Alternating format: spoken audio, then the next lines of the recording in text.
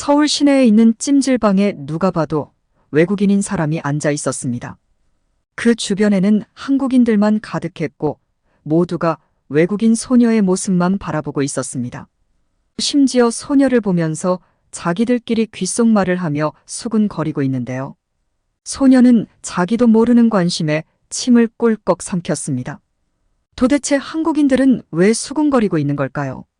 인천국제공항에 비행기에서 내리자 긴장감이 저를 덮쳤습니다. 저는 샌프란시스코에서 거주하며 다양한 글을 올리는 블로거 애나예요. 지난번에 중국 여행으로 아시아 여행에 대한 식상한 시각을 갖게 되었기 때문입니다. 압도적인 인파와 거리감이 느껴지는 중국은 저에게 친절하지 않았습니다. 하지만 한국에 온 저는 다른 이야기를 기대했습니다. 중국 공항에 입국했을 때 입국 심사에만 몇 시간이 걸리던 일이 떠올랐습니다. 누구도 친절하게 설명해주는 직원이 없었고 오직 중국인에게만 설명을 해주던 모습이 생각났습니다. 하지만 인천공항은 분주하게 움직이는 사람들로 북적였지만 모든 것이 질서정연하게 흘러가는 것 같았습니다. 영어로 된 표지판이 올바른 방향을 알려주었고 대부분의 사람들이 영어로 답을 해주었습니다. 설령 영어를 못하더라도 주변 사람들에게 물어서 길을 알려주었습니다. 베이징은 화려하고 서울보다 훨씬 사람이 많았지만 미국인에게 친절한 사람은 없었습니다. 저는 원래 공항에 도착하면 언제나 택시를 이용했지만 한국인의 친절함과 지하철을 타봐야겠다고 생각했어요. 지하철을 타고 서울로 향하면서 창밖을 내다보니 잘 정돈된 인천의 다리가 금문교 같다는 생각을 했습니다.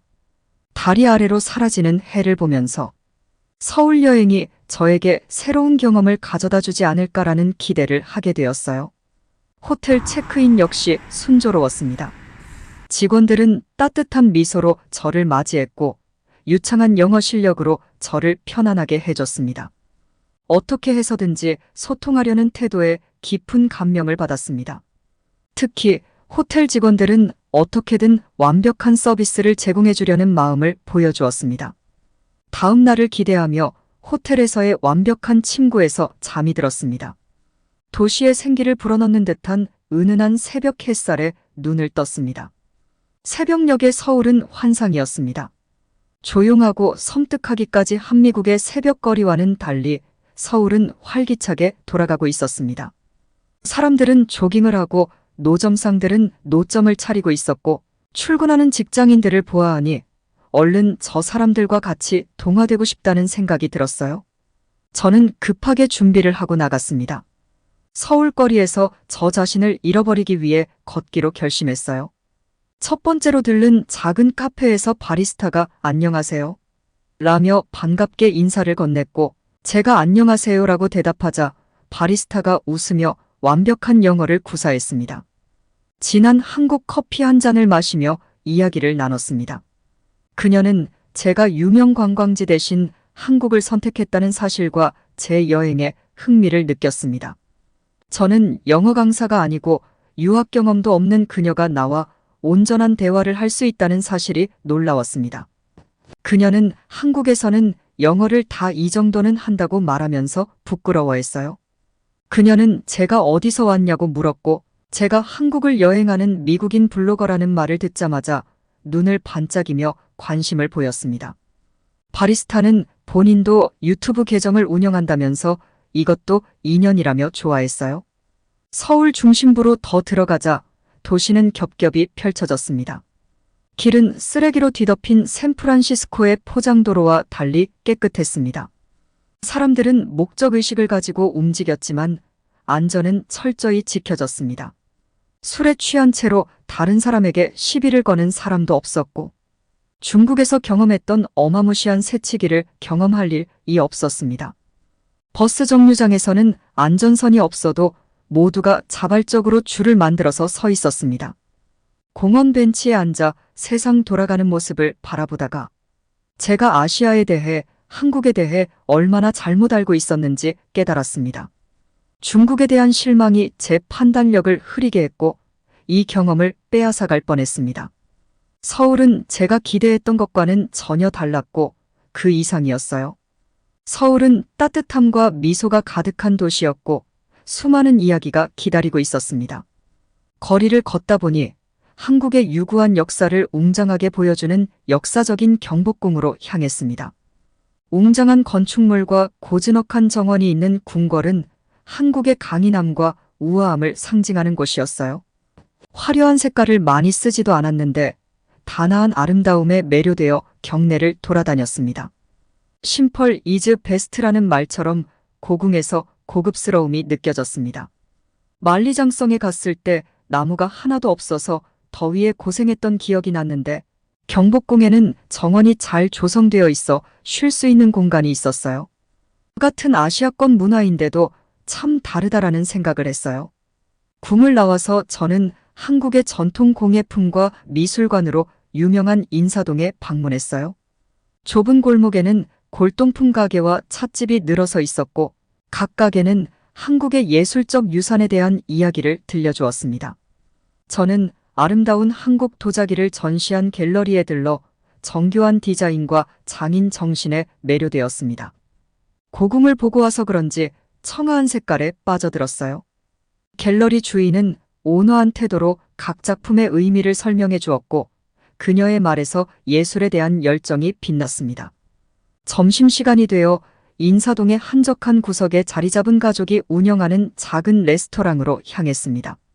메뉴판은 모두 한국어로만 되어 있었지만 의아해하는 제 표정을 본 주인이 친절하게도 몇 가지 요리를 추천해 주었습니다. 비빔밥 등 오감의 향연이 펼쳐진 식사는 그 어느 음식보다 맛있었습니다. 저를 기쁘게 한 것은 음식뿐만 아니라 음식과 함께 제공되는 환대와 따뜻함이었습니다. 점심 식사 후 저는 도시를 더 둘러보기로 했습니다. 서울의 훌륭한 지하철 시스템 덕분에 쉽게 이동할 수 있었고 저는 트렌디한 홍대 지역에 도착했습니다. 젊은 에너지와 예술적 분위기로 유명한 홍대는 음악, 거리 공연, 예술 설치 작품으로 활기가 넘쳤습니다. 저는 세련된 옷부터 기발한 기념품까지 다양한 상품이 진열되어 있는 모습에 매료되었습니다. 이곳에서는 상업과 문화가 활기찬 리듬으로 함께 춤을 추고 있었습니다. 인사동의 유서 깊은 우아함과 극명한 대조를 이루면서도 젊은이들의 활기가 넘쳤습니다. 저는 유명한 화장품을 파는 팝업 스토어에 들어갔는데 화장품뿐만 아니라 먹을거리, 캐릭터 쿠션 등등 다양한 상품을 팔고 있었습니다. 팝업 스토어에서 나오고 나서 보니까 제 손에 가득 화장품이 들려 있었어요. 친구들 일 좋아할 모습을 생각하니 뿌듯했어요. 실제로 선물을 줬더니 한국 아이돌이랑 같은 거라면서 엄청 행복해했어요. 저녁 식사는 이태원의 한국 전통 바비큐 레스토랑에서 잊을 수 없는 경험을 했습니다. 북적거리는 분위기와 맛있는 고기 굽는 냄새가 어우러져 따뜻하고 정겨운 분위기가 연출되었습니다. 저는 친절한 현지인들과 함께 고기를 상추에 싸서 쌈장, 소스와 마늘 한 조각을 얹어 먹는 한국식 바비큐를 제대로 즐기는 방법을 배웠습니다. 그냥 고기만 먹을 때는 주변 한국인분들이 절 안타깝게 보고 있었는데 제가 쌈을 싸서 먹으니까 그제서야 다들 시원한 표정으로 밥을 드시는 걸 보면서 웃음이 나왔어요. 서울에서의 하루는 경복궁의 고풍스러운 전각부터 홍대의 현대적인 비트까지 시간과 문화를 넘나드는 여행이었어요. 한국의 풍미를 맛보고 이야기를 듣고 심장의 박동을 느꼈습니다. 그리고 별이 쏟아지는 서울 하늘 아래 호텔로 돌아오는 길에 저는 이 도시가 저에게 이국 땅에 대한 소속감, 국경과 언어를 초월한 유대감이라는 소중한 것을 선물해 주었다는 것을 깨달았습니다. 서울에서의 다음 날은 더 많은 탐험을 위한 완벽한 캠퍼스처럼 밝고 맑게 떠올랐습니다. 이 매혹적인 도시의 문화적 구조를 더 깊이 파고들고 싶은 욕망에 따라 제 일정은 체계적이지 않았습니다. 저는 낯선 땅에서 익숙한 맛인 부드러운 아이스 아메리카노를 마시며 고풍스러운 카페에서 하루를 시작했습니다. 카페의 겉모습은 한옥이었지만 외국인을 위해 전통차뿐만 아니라 커피도 판매하고 있었어요. 한국인 분들도 커피를 드시는 모습을 볼 수 있었어요. 점심 식사 후에는 한국 역사와 예술의 보고인 국립중앙박물관을 방문했습니다. 박물관의 방대한 컬렉션은 고대 도자기와 조각품부터 한국 역사의 다양한 시대의 그림과 유물에 이르기까지 다양했습니다. 다양한 불상의 모습들이 절로 숙연한 분위기를 만들었어요. 그날따라 날씨가 좋아서 밖으로 나와보니 중앙박물관 뒤편으로 남산타워의 모습도 보였어요. 건축물 사이에 그림처럼 남산타워가 걸려있는 풍경을 잊을 수 없을 것 같다고 생각했어요. 박물관을 나와서 저는 문화와 요리의 용광로인 이태원 지역에 도착했습니다. 이태원은 외국인과 내국인이 섞인 다양한 인구로 인해 서로 다른 세계가 자연스럽게 공존하는 독특한 동네라고 했어요. 저는 여행을 다니면 다양한 펍에 가는 것을 좋아해서 여러 사람이 섞여 치킨과 맥주를 먹었어요. 한국인 친구들이 줄여서 치맥이라고 부른다며 소개해 주었는데 저뿐만 아니라 모든 테이블이 치킨에 맥주를 마시고 있는 걸 알았어요. 저는 치킨이 간식이 아니라 요리라는 것을 한국에 와서 처음 알았어요. 맥주가 절로 들어가더라고요. 한국에서의 여정은 문화, 역사, 인간관계에 대한 깨달음을 주는 탐험이었습니다. 생각해보니 홀로 여행을 왔는데도 외로움을 느낄 새가 없었어요. 매일 새로운 인사이트, 새로운 맛, 새로운 우정을 얻었습니다. 그리고 호텔로 돌아가는 길에 저는 이 여정, 그리고 서울이 계속 선사하는 예상치 못한 즐거움과 발견에 대해 깊은 감사를 느꼈어요.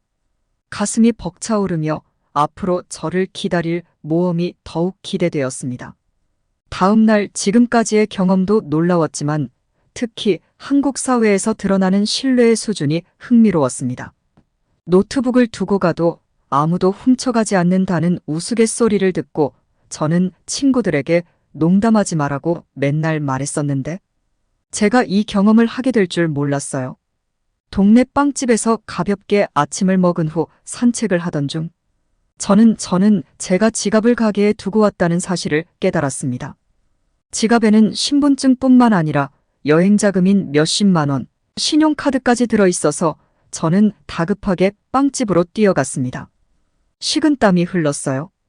빵집에는 아침을 먹을 때와는 달리 많은 손님들이 빵을 고르고 있었고 저는 바로 직원에게 뛰쳐가 물었습니다. 혹시 검은색 브랜드 지갑을 본 적이 있나요? 직원은 혹시 은색 비즈가 박혀있는 지갑이냐고 묻더니 바로 안쪽에서 지갑을 찾아주었습니다. 감사 인사를 하니 본인이 아니라 그 자리에 앉았던 다음 손님이 가져다 주었다면서 그럴 수 있다고 저를 위로해 주었습니다.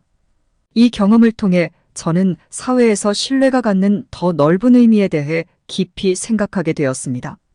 미국에서는 지갑을 잃어버린 사람이 바보이며 가져간 사람보다 놓고 간 사람에게 회의적인 반응을 보여요. 사실 지갑을 찾을 생각도 할 수가 없죠. 하지만 서울에서는 일상생활의 일부로 자연스럽게 자리 잡았습니다. 이는 커뮤니티의 정직성과 상호 존중을 잘 보여준다고 생각했어요. 한국 문화의 이러한 측면에 대해 더 자세히 알고 싶었던 저는 블로그를 운영하면서 만나기로 했던 친구에게 이를 물었습니다. 우리는 한국에서 신뢰와 공동체의 중요성에 대해 이야기를 나눴습니다. 그는 한국 사회에는 타인의 재산에 대한 존중과 집단적 책임감이 강하며 이러한 신뢰의 관행이 바탕이 된다고 설명해 주었어요. 심지어 너무 당연한 일이라 한국인들끼리는 이 부분이 대단한 일이라고 인지조차 못할 정도라고 했습니다. 한국 전통 목욕탕인 찜질방 방문으로 하루를 마무리했습니다. 이곳에서 저는 신뢰와 공동체의 또 다른 측면을 경험했습니다. 각계각층의 사람들이 공동의 공간에 모여 편안하고 서로를 존중하는 분위기에서 휴식을 취하고 친목을 도모했습니다. 친구는 한국에서는 다 이렇게 한다며 뜬금없이 가위바위보를 하자고 했어요. 가위바위보를 하고 진 사람 머리로 계란을 깬다고 했습니다. 사람들은 설마 진짜로 머리를 때릴까 하며 저를 지켜보았습니다. 제 머리에는 계란이 부딪혔고 조금 아프지만 재밌었어요. 한국 사회의 신뢰와 공동체 정신에 대한 깊은 통찰을 얻게 해준 하루를 마무리하는 적절한 시간이었습니다. 목욕탕의 따뜻한 물에 몸을 담그고 누워 하루의 경험을 되돌아보았습니다.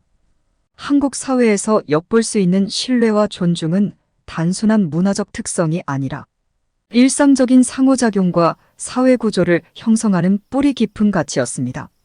서울에서의 여정이 끝난 후에도 오랫동안 기억에 남을 공동체와 상호 존중의 힘에 대한 교훈을 얻었습니다. 또한 내가 이렇게 놓친 경험이 얼마나 많이 될까 반성하게 되었어요.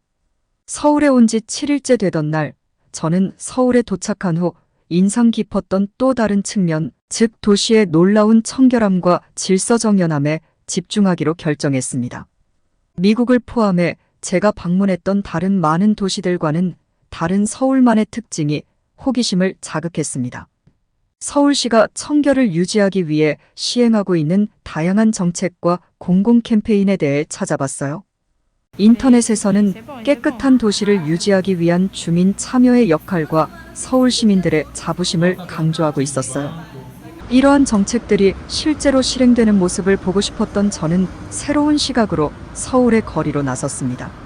잘 배치되어 있고 정기적으로 비워지는 공공 쓰레기통, 낙서가 없는 거리, 전반적으로 쓰레기가 없는 것을 발견했습니다. 번화한 명동 상가처럼 가장 번화한 지역에서도 청결도는 놀라울 정도였습니다. 서울의 도시 재생 노력의 대표적인 사례인 청계천을 따라 걸었습니다. 한때 방치되었던 이 물길은 깨끗한 물과 푸른 녹음이 우거진 활기찬 공공공간으로 탈바꿈했습니다. 가족과 친구들이 강변에 모여 평화로운 분위기를 즐기고 있습니다. 직장인들은 음료를 들고 산책하고 있었고 학생들은 청계천 앞에서 즐겁게 사진을 찍고 있었습니다. 놀라운 점은 시민들 모두가 쓰레기통에만 쓰레기를 버리고 만약 쓰레기가 있다면 쓰레기통이 보일 때까지 손에 쓰레기를 들고 있는다는 점이었습니다. 개울 복원은 환경적 성공뿐 아니라 사회적으로도 성공적이었으며 도시 한복판에 절실히 필요했던 평온한 오아시스를 제공했습니다. 그 후에는 쓰레기장을 덮고 만들었다는 하늘공원을 향했습니다. 쓰레기장에 대한 이미지를 도대체 어떻게 바꿨는가가 궁금했는데 갈대밭에 노을이 지는 모습이 실로 아름다웠어요. 아마 미리 알아보고 오지 않았다면 하늘공원이 쓰레기장을 덮고 만들어진 곳이라고 생각도 하지 못했을 거예요. 게다가 도시 사이사이에 이렇게 산이 있다는 사실이 너무 신기했어요. 서울의 청결함과 환경의식에 대한 탐험은 눈을 뜨게 하는 경험이었습니다. 청결과 환경보호를 위한 공동의 노력이 있을 때 도시 공간은 활기차고 지속 가능한 공간이 될 수 있다는 가능성을 보여줬습니다. 호텔로 돌아오면서 서울의 청결이 어떻게 서울의 매력과 살기 좋은 환경을 더하는지 생각해 보았습니다. 환경과 지역사회를 배려하고 존중하는 마음으로 도시 공간을 설계하고 유지 관리할 수 있다는 교훈을 얻었습니다.